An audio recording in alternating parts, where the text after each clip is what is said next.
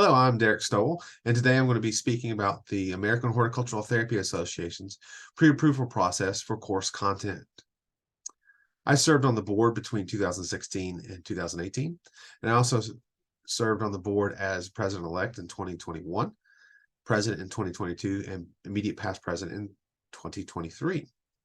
So today we're going to be discussing specifically about course content related to professional registration. I'm going to first begin talking a little bit about professional registration, just as a refresher. So we're right now looking at AHTA's main website, and the information for professional registration is located under our tab here. When you click on this tab, it'll give you information about eligibility, the grandfather clause information, and resources and documents. And this helps you scroll through our page. If you either click on the resources and documents section or scroll down to the bottom of the page, you will come across one document that I utilize when I'm working with students or when I'm looking at course content that is needed for professional registration. And so we will note that and discuss that just a little bit briefly before we talk about the specific pre-approval process. And this document right here is called Course Titles that Support AHTA Core Curriculum Topic Areas. This document is very helpful because it lists out the content we need for professional registration. It starts off with horticulture courses. So to be professionally registered, you need at least 12 hours of horticulture. And this document has a table here. So we have a course title that we're looking for professional registration. And so there are 3 core courses, and that first one is Introduction to Horticulture. One of the things that's important to note is the Professional Registration Review Board looks for course titles, but are more importantly looking for content. So you may have a college course that is listed Introduction to Horticulture. And if you have that and it shows up on the transcript as a 3 semester credit hour college course, that will be approved for this Introduction to Horticulture core course. Over on the right, you can see examples of other course titles that would count or would be approved.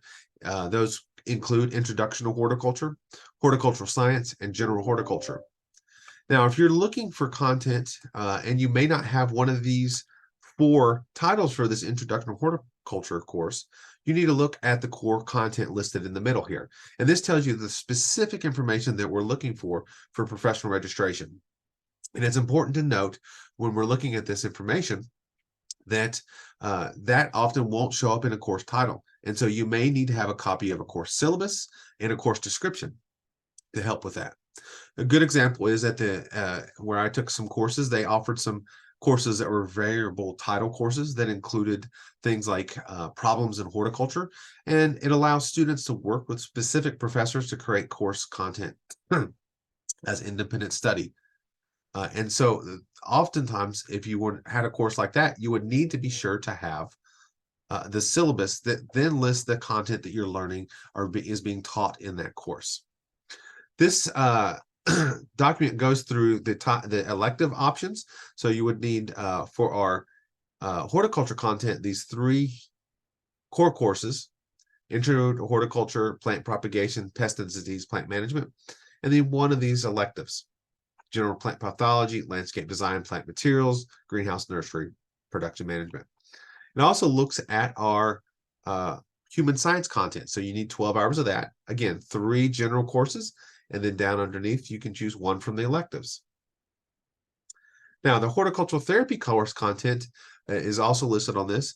And also note, if you're taking horticultural therapy certificate from an approved or accredited AHTA certificate program, those 9 hours minimum of course content will be approved for professional registration. So this is the first place you need to look at if you're thinking about the pre-approval process. We do have a new website now, our page on our website that is for the pre-approval of course content. And this site lists information about what this is and what it is for.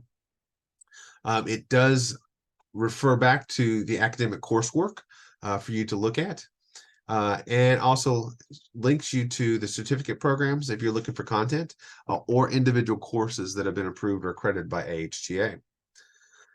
It also has a table here for the conversion of quarter units to semester units. So remember, all the course content for professional registration must be for college level credit. And the policies and procedures are written for semester credit hours. However, you can convert your quarter hours to that. Next, we want to look at this content. If you are submitting these courses for pre-approval, you need to have a copy of the syllabus, because that allows those that are reviewing that to look at the content and to help make a decision. If you just submit the course title, you will not be approved. Again, this link talks to the required courses, and so that shows you that information. And when we're going through the form, we will remind you of that information. We do have a single course option for approval or multi-course. Some individuals or some universities may not offer a course that includes everything like pest and disease management. So you might need 2 courses to cover all that content, both of insects, pests, but also plant diseases. And so then that's what the multi-course approval would be for.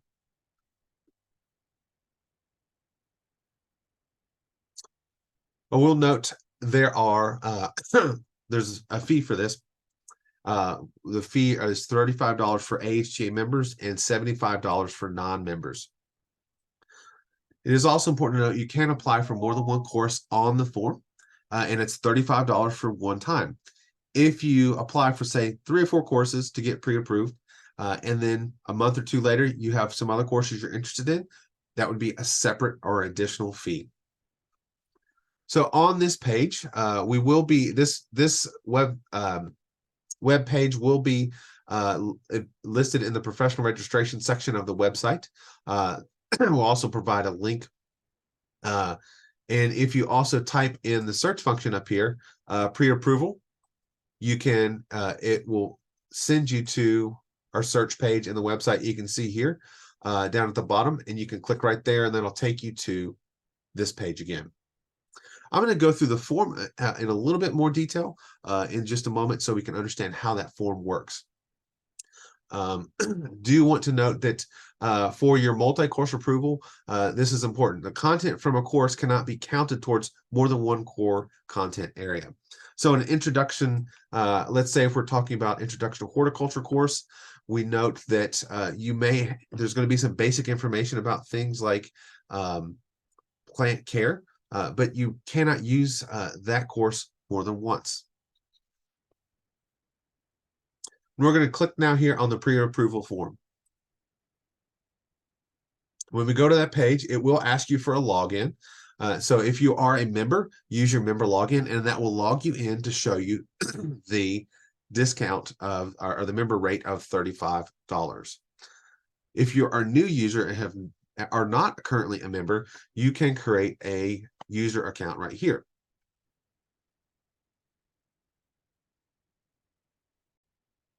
So I've created just a new user account just to show you how this looks. Once you get into the form, once you log in, there'll be some information here we'll review in a second, but you'll see here you can only select the member level or non-member level you're at. So the $75, I'm logged in as a non-member. I would click that and go to the next page in the form. Now, one of the things I want to be assure you is if you need to review the information on the Coursework pre-approval page before this, and make sure you read through that and understand that. Contact the office at info@ahta.org if you have any questions about that. So I'm going to put my name in here, and we'll move through the form.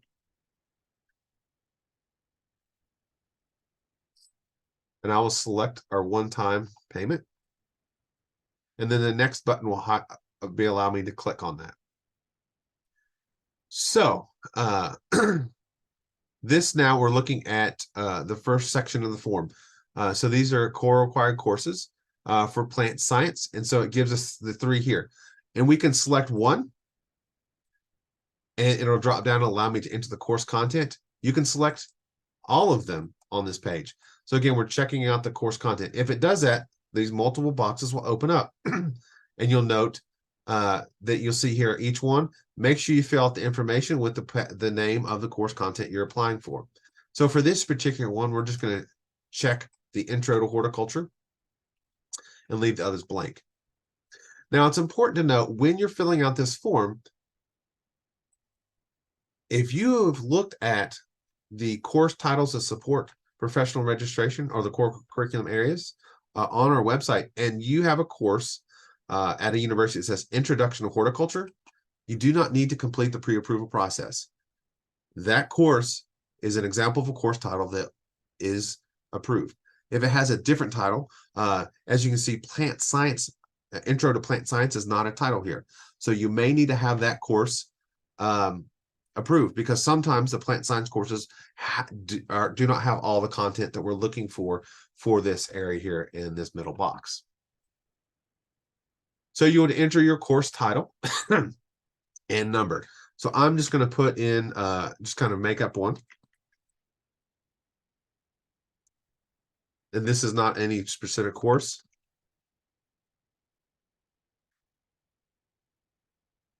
And I'll say something like plant science.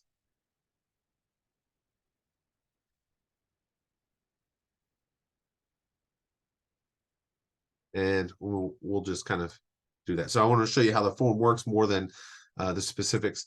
Semester credit hours. So again, I'm going to put 3 semester credit hours. If the course is 2, you can get approved for 2 hours. You would still need another hour of this content somehow, somewhere in the courses you take. So this is the course description. You go to a university, you should be able to look up a course title and find a description, and that's where you would paste that into there. Also, if there's a description or course catalog link, you can put that in here. And then it gives you an upload section to upload a file. You want to make sure you upload a syllabus, again, so we can look at the content. Once you click next, you'll see it goes on. Now, if, let's say, I'm only looking for one course, I don't have to check anything in these other boxes. I can click next and it'll go through. You can also go back and move throughout the form and go back here if you say, I forgot something and you want to add in some other information. So as I went back, I'm adding a plant propagation course, and I'm just going to put test here just for a demonstration. Some of these that are marked with the asterisks, you must include the information. Others you do not.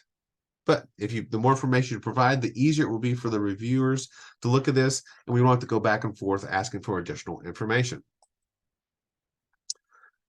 So then you can, you don't have to select any course. You only need to select the ones you're looking for. We're going to go through again. We've got our plant science, horticultural science. We have human science coursework and electives. And so you would click those and fill out all you want. If you have a list of courses, these courses that you could have already taken, if you're interested in, let's say, I'm returning, I'm doing this as a second career, and I've already had all these human science courses, I'd like to know if some of these work. Again, if the course title says, for instance, human lifespan development, and you have the course here listed as human lifespan development or human growth and development, and that shows up in the transcript as that course does not need to get pre-approved. It will be approved by the review board. You can see here, I didn't fill anything out, and so it gave me some red marks. So I'm just going to put some placeholder information there and click through. Now, this is the multi-course approval section of the form. Now, one of the things that's important to note is I've been hearing from students and others that sometimes a course such as plant propagation, so the university, the college university doesn't offer a just plant propagation course, and they say that content is in another course or folded into another greenhouse management, greenhouse production course. So then this is what the multi-course form can help you with. You want to make sure that if you're trying to combine courses, that you have all the content listed again on there's here this course titles content to support AHTA core curriculum. You want to make sure the content here works. So at plant propagation, you can see this information here. So if we're going to do a multi-course, you'll click yes, and you can select a course. So we're going to click on propagation, and you can see here, you can have one course here. So maybe there's a title of the course. If you're using a second course, you would add another course. Again, you would need to fill out this information. With this multi-course, you want to make sure you have the syllabus of both courses so we can see the specific content that we're looking for professional registration. As we're talking about the multi-course approval, I do want to point out on the policy, and this is again in the pre-approval page, talking about the multi-course approval right here. You can use a maximum of 3 courses combined for one AHTA content area. So if you're looking for plant propagation, you can only use 3 courses. Because when we start adding more than 3 courses, it can be a little more confusing. Probably the most helpful would be 1 or 2 courses, but up to 3 you can include to make sure you get the content needed for professional registration. Once you complete these forms, you will click next, and there'll be a review of all the items. So check those out, make sure all the information's there before you move along. And then you have a pay option. So you'll be able to pay, and once you select your pay option, you can enter all your information and make payment.